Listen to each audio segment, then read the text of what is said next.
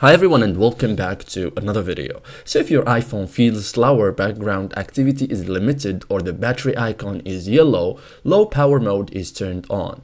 In iPhone settings 2026, you can turn it off instantly to restore full performance and features. In this guide, I will show you step by step how to turn off low power mode on your iPhone in 2026 like a pro.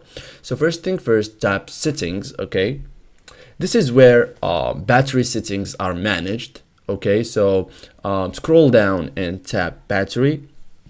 You will see the low power mode toggle. Okay, it's the second option in the screen. So turn off low power mode. Okay, so it should be turned on. Okay, so toggle low power mode to off like this.